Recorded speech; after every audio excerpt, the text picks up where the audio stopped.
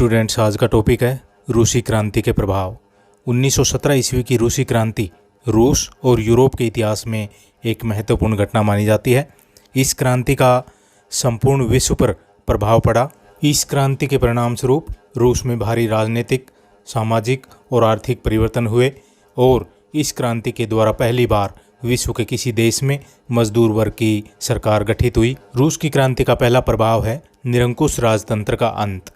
Bolshevik क्रांति का पहला तात्कालिक परिणाम रूस में निरंकुश राजतंत्र का अंत होना था।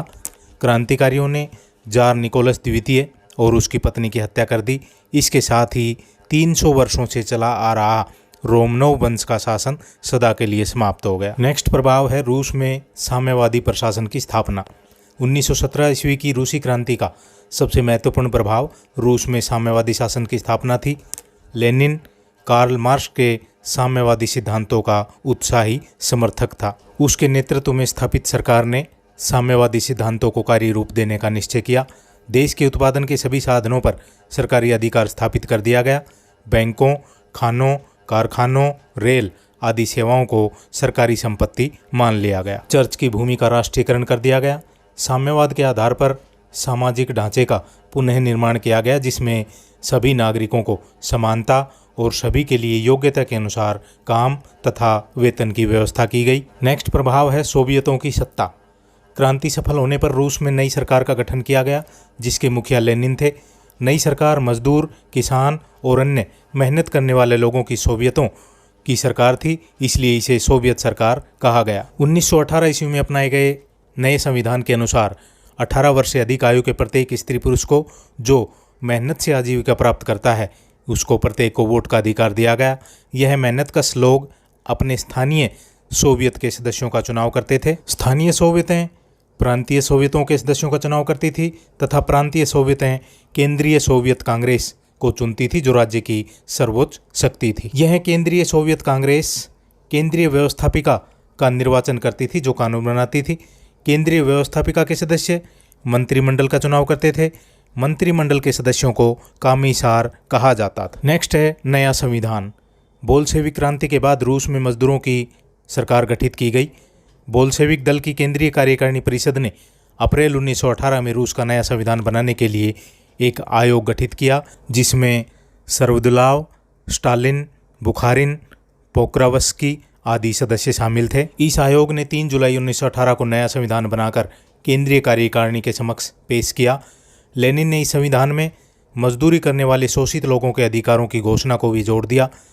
नए संविधान के अनुसार 1918 में रूस को Russian Soviet Federative Socialist Republic RSFSR घोषित कर दिया। 1924 ईस्वी के संविधान में रूस, जॉर्जिया, आर्मेनिया, तुर्कमेन, उक्रेनिया, अजरबैजान और काकेशिया इत्यादि गणराज्यों को मिलाकर the union of Soviet socialist Republic USSR बनाया गया।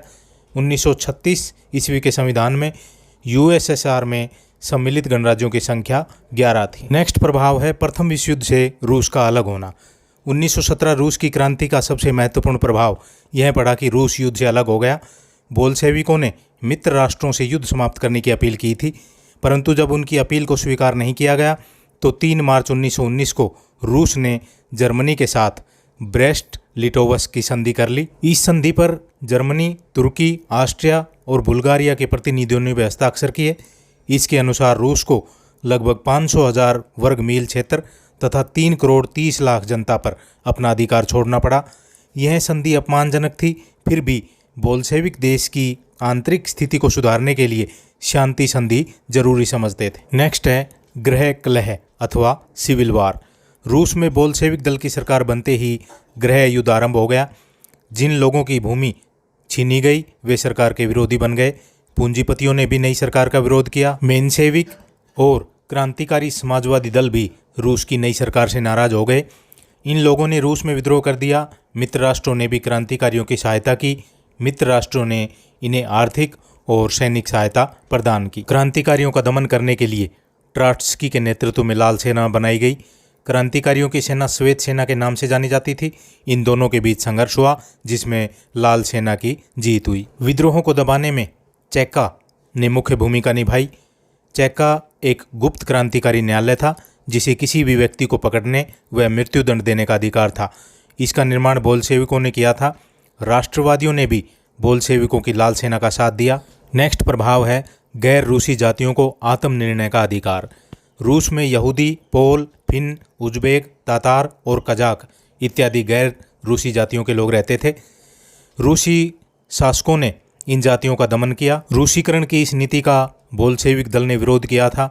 लेनिन ने जार के रूस को राष्ट्रों का जेल खाना कहा था। अक्टूबर क्रांति की वेला पर इन जातियों के लिए आत्मनिर्णय के अधिकार की घोषणा की गई। नेक्स्ट है समाजवादी विचारधारा का प्रसार। रूस की क्रांति के परिणाम स्वरूप विश्व के अनेक देशों में समाजवाद का प्रसार हुआ। रूस में मजदूर वर्ग की सत्ता स्थापित होने से विश्व की समाजवादी व कम्युनिस्ट पार्टियों में विश्वास का भाव जागृत हुआ। बहुत से देशों में रूसी क्रांति से प्रेरणा लेकर मजदूर, किसान और बुद्धिजीवियों ने मिलकर साम्यवादी दलों का गठन किया। रूस में मजदूरों की सरकार गठित हो जाने से अनेक देशों के मजदूरों ने अपने संघ बना लिए। अपने देशों में समाजवादी सरकारें गठित करने के प्रयास तेज कर दिए। लेनिन ने 1919 ईस्वी में मॉस्को में तीसरी कम्युनिस्ट इंटरनेशनल आमंत्रित की, जिसमें विश्व के अनेक देशों के मजदूरों के हितों की रक्षा के लिए अंतर्राष्ट्रीय मजदूर संघ की स्थापना की गई। रूसी क्रांति से प्रेरणा प्राप्त करके पोलैंड, पूर्वी जर्मनी, चेकोस्लोवाकिया और बुल्गारिया आदि देशों में साम्यवादी सरकारें गठित की गई। एशिया के प्रमुख देश चीन में भी साम्यवादी क्रांति हुई। नेक्स्ट है फांसीवाद व नाजीवाद का उत्थान। प्रथम विश्व युद्ध के बाद इटली में फांसीवाद और जर्मनी में नाजीवाद का उत्थान हुआ। यह घोर प्रतिक्रियावादी तानाशाही के रूप थे। रूसी क्रांति के प्रभाव से इटली और जर्मनी में समाजवाद का प्रसार हुआ, जिससे यहाँ के शासक वर्ग में भय उत्पन्न हो गया। इटली में फांसीवाद का नेता मुसोलिनी और जर्मनी में नाजीवाद का नेता हिटलर था। दोनों ने साम्यवादियों की शक्ति को कुचलने का प्रयास किया। इन्हें इंग्लैंड और फ्रांस का समर्थन था। इंग्लैंड और फ्रांस ने इटली, जर्मनी के प्रति तुष्टीकरण की नीति अपनाई थी, क्योंकि ये फांसीवाद और नाजीवाद के द्वारा रूस के साम्यवाद को समाप्त करना चाहते थे। ये समझते रहे कि ये ताकतें सोवियत रूस को ख़त्म कर देगी। बाद में इन्होंने इटली और जर्मनी में प्रतिक्रियावादी एवं निरंकुश शासन स्थापित कर लिया, जो संपूर्ण विश्व के लिए खतरा बन गया। अगला प्रभाव है आर्थिक विकास। 1917 ईस्वी के बाद देश की अर्थव्यवस्था का पुनर्गठन किया गया। साम्यवादी ऐसी नीतियां लागू करना चाहते थे जिससे सभी लोगों को काम तथा रोटी प्राप्त हो सके। इसका उद्देश्य समाजवाद के द्वारा साम्यवाद तक पहुंचना था, इसलिए रूसी क्रांति को समाजवादी क्रांति का नाम दिया जाता है। नेक्स्ट है उद्योगों का राष्ट्रीयकरण। 1917 क्रांति से पूर्व रूस औद्योगिक दृष्टि से पिछड़ा हुआ देश था। बोल्शेविक क्रांति के बाद औद्योगिक विकास के सभी साधनों पर सरकारी नियंत्रण स्थापित हो गया। रूस के सभी उद्योगों का राष्ट्रीयकरण कर दिया गया। कारखानों के समस्त उत्पादन पर सरकार का नियंत्रण स्थापित हो गया। कारखानों का प्रबंध मजदूरों के हाथ में आ जाने से मजदूर वर्ग में नया उत्साह उत्पन्न हुआ। रूस कुछ ही वर्षों में यूरोप का एक महान औद्योगिक देश बन गया। नेक्स्ट है कृषि का विकास। बोल्शेविक सरकार ने कृषि की स्थिति सुधारने का प्रयास किए। जमींदारों से भूमि छीन ली, जो किसानों को दे दी गई। प्रति व्यक्ति भूमि की औसत 11 एकड़ के लगभग रखी गई। बंजर भूमि को उपजाऊ बनाया गया। किसानों पर करों का बोझ कम कर दिया गया। लेनिन ने बुखारिन के सहयोग से 1920-21 में नई अर्थ नीति की शुरुआत की। इस नीति के अनुसार छोटे उद्योगपतियों और व्यापारियों को निजी कारोबार करने की छूट दी गई। किसानों को जमीन पर निजी अधिकार रखने और उत्पादन को खुले बाजार में बेचने की अनुमति दी गई। सहकारीकरण पर जोर दिया गया। प्रत्यक्ष सरकारी नियंत्रण भी कम कर दिया गया। नेक्स्ट है शिक्षा का विकास। 1917 ईस्वी की क्रांति से पहले रूस शिक्षा की दृष्टि से पिछड़ा हुआ देश था। शिक्षा देने का काम पादरी करते थे, जो धर्म की शिक्षा पर ज़्यादा जोर देते थे। क्रांति के बाद आधुनिक शिक्षा के विकास पर जोर दिया गया। साधारण लोगों को शिक्षित करने के लिए अभियान चलाए गए। देश में स्कूल, पुस्तकालय और सांस्कृतिक केंद्र खोले गए। शिक्षा के प्रसार ने राजनीतिक तथा आर्थिक साम्यवाद लाने में महत्वपूर्ण भूमिका निभाई। अगला प्रभाव है विश्व का दो दलों में विभाजन। रूसी क्रांति ने बाद के इतिहास पर भी महत्वपूर्ण प्रभाव डाला। धीरे धीरे विश्व व्यवहारिक रूप से दो गुटों में विभाजित हो गया। एक रूस और उसके समर्थकों का साम्यवादी गुट, दूसरा इंग्लैंड और अमेरिका के समर्थकों का गुट। इन दोनों में लंबे समय तक शीत युद्ध चलता रहा। निष्कर्ष के तौर पर कहा जा सकता है कि रूसी क्रांति 20वीं सदी की सर्वाधिक महत्वपूर्ण घटनाओं में से एक थी। इसका प्रभाव केवल रूस तक ही सीमित नहीं था, बल्कि विश्व के सभी महाद्वीपों को इसने प्रभावित किया। इसके प्रभाव स्वरूप सामाजिक न्याय तथा मेहनतकश वर्ग के अधिकारों की बात अर्थनीति और राजनीति में एक महत्वपूर्ण मुद्दा बनकर उभरी।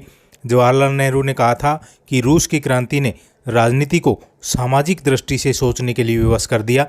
रूस में स्थापित पहली सर्वहारा सत्ता ने शोषण के विरुद्ध संघर्ष को तेज कर दिया। तो स्टूडेंट्स, ये थे रूसी क्रांति के प्रभाव जो BA 6th सेम के लिए उपयोगी हैं। ज़्यादा से ज़्यादा स्टूडेंट्स को शेयर करें। Thank you.